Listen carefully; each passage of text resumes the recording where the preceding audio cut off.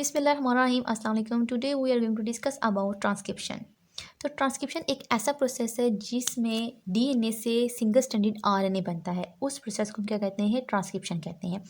अगर हम बात करें, ये डीएनए है, तो डीएनए क्या है? डबल स्ट्रैंडेड है और डीएनए से सिंगल स्ट्रैंड बनेगा। डीएनए से सिंगल स्ट्रैंड बनेगा जिसे हम क्या कहते हैं? आरएनए।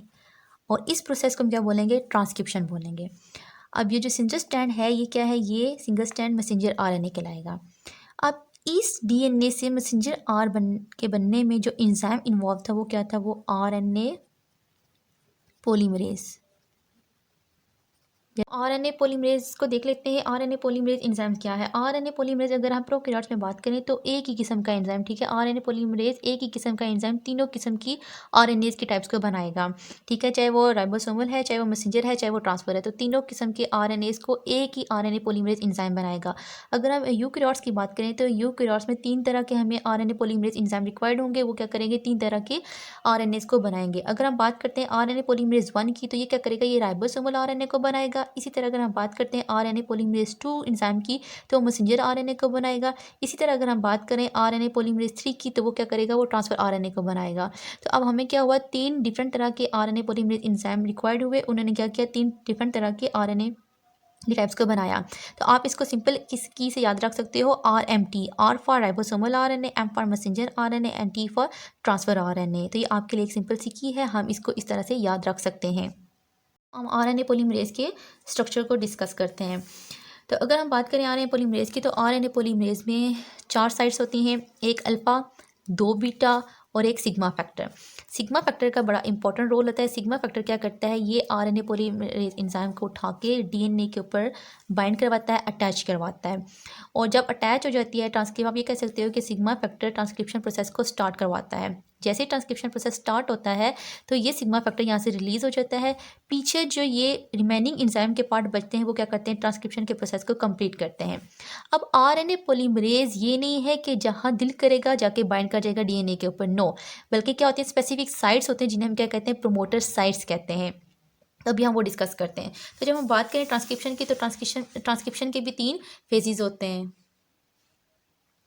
अच्छा, ट्रांसक्रिप्शन के भी 3 फेजेस होते हैं, इनिशिएशन फेज, इलोंगेशन फेज और टर्मिनेशन फेज। सबसे पहले हम इनिशिएशन फेज की बात करते हैं। तो इनिशिएशन फेज में क्या होता है कि आरएनए पॉलीमरेज एंजाइम आके डीएनए की प्रोमोटर साइट के ऊपर आके बाइंड करता है।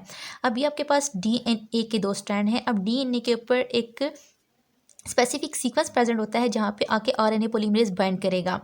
अब वो स्पेसिफिक सीक्वेंस कौन सा है? एक सीक्वेंस है TTGACA और एक है TATAAT। अच्छा, यहाँ पे मैंने गलत लिख दिया है, 35 वाला प्रेजेंट होता है यहाँ पे, ठीक है। 35 -35। अच्छा, पहले ये बता दो कि -35 अगर आप लेफ्ट साइड की तरफ जाओगे तो न्यूक्लियोटाइड्स को माइनस में काउंट करोगे, अगर आप राइट साइड पे जा रहे हो तो न्यूक्लियोटाइड को पॉजिटिव में काउंट करोगे। तो -10 के ऊपर प्रोकैरियोट्स में TATAAT सीक्वेंस प्रेजेंट होता है जो प्रोमोटर साइट कहलाती है, स्टार्टिंग पॉइंट होता है। इसी तरह आप फिर आगे 35 न्यूक्लियोटाइड पे जब आओगे, 35 न्यूक्लियोटाइड पे आ जाओगे तो वहाँ पे भी एक प्रोमोटर साइट प्रेजेंट होगी। वहाँ पे कौन सा सीक्वेंस प्रेजेंट होगा? वहाँ पे प्रेजेंट होगा TTGACA, ठीक है। यहाँ पे सीक्वेंस सही लिखा हुआ है, यहाँ पे मिस्टेक हो गया है।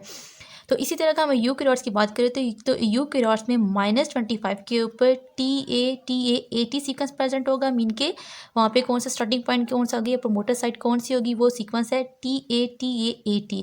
और इसी तरह -75 के ऊपर एक और सीक्वेंस प्रेजेंट होगा, प्रोमोटर साइट प्रेजेंट होगी या फिर स्टार्टिंग पॉइंट प्रेजेंट होगा ट्रांसक्रिप्शन का, वो है TTGACA। अब TTA वाले को हम टोटा बॉक्स कहते हैं, ठीक है। इसको हम क्या कहते हैं?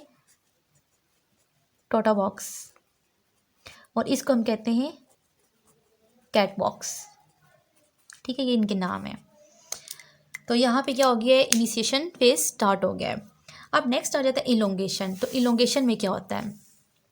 जब हम बात करते हैं इलोंगेशन की, तो इलोंगेशन में जैसे डीएनए पॉलीमरेज एंजाइम्स के साथ अटैच हुआ तो ये जो डीएनए था वो अनजिप हुआ। जब वो अनजिप हुआ तो वहाँ पे क्या बन गया? एक बबल बन गया जिससे हम क्या कहते हैं? Transcription bubble. जिस तरह हमने रेप्लिकेशन में रेप्लिकेशन बबल बोला था, तो इसी तरह यहाँ पे इसको हम क्या बोलेंगे? ट्रांसक्रिप्शन बबल बोलेंगे। ट्रांसक्रिप्शन बबल में बनने के बाद अब ये 2 स्ट्रैंड अलग हो गए, एक ये वाला स्ट्रैंड बन गया, एक ये वाला स्ट्रैंड बन गया। जो स्ट्रैंड एक्ट करेगा एज अ टेम्पलेट, ठीक है, जो स्ट्रैंड एक्ट करेगा एज अ टेम्पलेट उसे हम क्या कहते हैं? एंटी कोडिंग स्ट्रैंड कहते हैं या एंटी सेंस स्ट्रैंड कहते हैं। और दूसरे को स्टैंड को हम क्या बोलते हैं, कोडिंग स्टैंड बोलते हैं या फिर सेंस स्टैंड बोलते हैं। अच्छा, अब यहाँ पे क्या करना है, इसकी मैसेंजर क्योंकि हमने डबल स्टैंडर्ड डीएनए से सिंगल स्टैंडर्ड आरएनए बनाना है, तो अब यहाँ पे एडेनिन है, क्योंकि आरएनए बनेगा तो एडेनिन की जगह क्या आएगा, इसकी कम्प्लीमेंट्री में यूरासिल यू। इसी तरह क्योंकि एडेनिन अगर डी नहीं होगा तो टी लगता, थायमिन लगता, लेकिन यहाँ पे आरएनए है तो यूरासिल लगेगा, यू लगेगा। सी है, जी, ए है, फिर यू, जी है, सी है, जी, ए है, यू, सो ऑन। तो इसी तरह ये सीन चलता रहेगा। अब यहाँ पे क्या बन रहा है, ये मैसेंजर आरएनए बन रहा है, तो यहाँ पे साथ साथ न्यूक्लियोटाइड यहाँ पे ऐड होती जाएंगी और यहाँ से क्या करेगा, बाहर निकलता जाएगा। अब जो मैसेंजर आरएनए की डायरेक्शन है, ये किस डायरेक्शन में बनता है, साइज होता है ये 5 प्राइम टू 3 प्राइम डायरेक्शन में बनता है। तो यहाँ पे मैसेंजर आरएनए 5 प्राइम ये है, बन के निकल रहा है, साथ साथ रिलीज़ हो रहा है, और साथ साथ यहाँ पे क्या हो रही है, न्यूक्लियोटाइड ऐड हो रही है। तो जब ये बन रहा होता है तो ऐसे साथ साथ निकल रहा है और साथ साथ यहाँ से न्यूक्लियोटाइड ऐड हो रही है, और डायरेक्शन कौन सी इसकी 5 प्राइम टू 3 प्राइम डायरेक्शन है। तो ये था इलोंगेशन फेज। नेक्स्ट आ जाता है के पास टर्मिनेशन। अब जाहिर सी बात, एक चीज़ बन रही है तो उसे रोकना तो भी है, अब ये तो नहीं वो बनती जाएगी, तो उस नेक्स्ट फेज़ आ जाता है हमारे पास टर्मिनेशन फेज़। तो टर्मिनेशन फेज़ में क्या होना है, टर्मिनेशन फेज़ में ये होगा कि सीरीज़ ऑफ जीसी बेस पे 80 यू ये 3 तरह के सीक्वेंस रिपीटेडली आना शुरू हो जाएंगे। मीन के आना शुरू हो जाएगा जी सी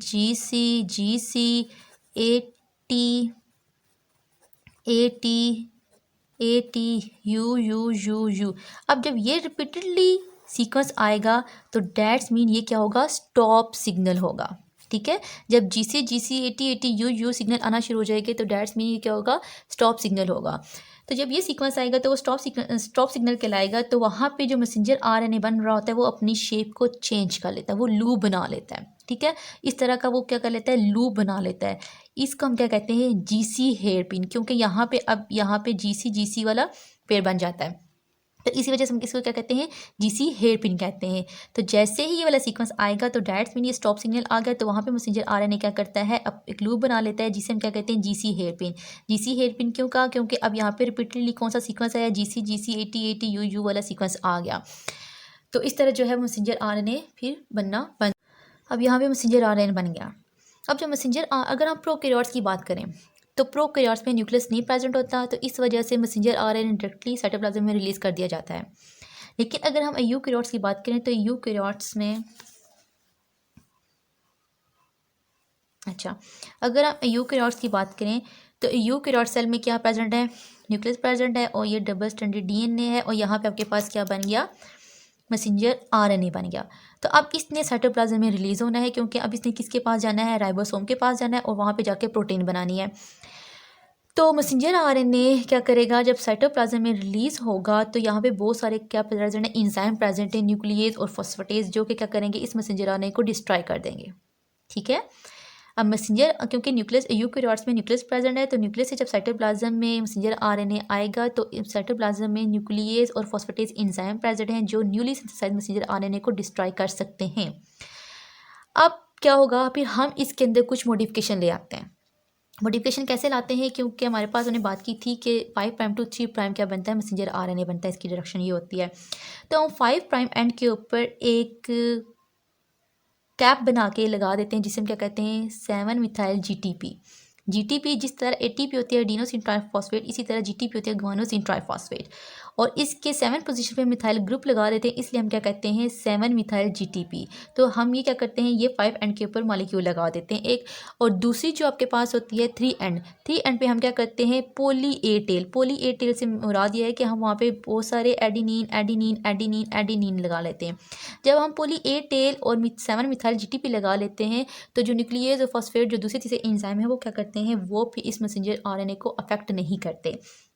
हम ये कह सकते हैं ये उनके डिफेंस के लिए हम लगा सकते हैं। ठीक है, हम ये कह सकते हैं हमने ये जो 7 मिथाइल जीटीपी और पोली ए टेल लगाया है, ये हमने इनके डिफेंस के लिए लगा दिया। अब ये क्या करेंगे, न्यूक्लियस और फॉस्फेटेज इनको मैसेंजर आरएनए को अफेक्ट नहीं करेंगे। तो इस तरह की मॉडिफिकेशन को हम क्या बोलते हैं, पोस्ट ट्रांसक्रिप्शनल मॉडिफिकेशन। ठीक है, पोस्ट ट्रांसक्रिप्शन मॉडिफिकेशन से क्या मुराद है कि मैसेंजर आरएनए जब बन जाता है तो उसके बाद जो हम मॉडिफिकेशन लेकर आते हैं वो ये 2 लेकर आते हैं। तो ये शॉर्ट क्वेश्चन बहुत इंपॉर्टेंट है।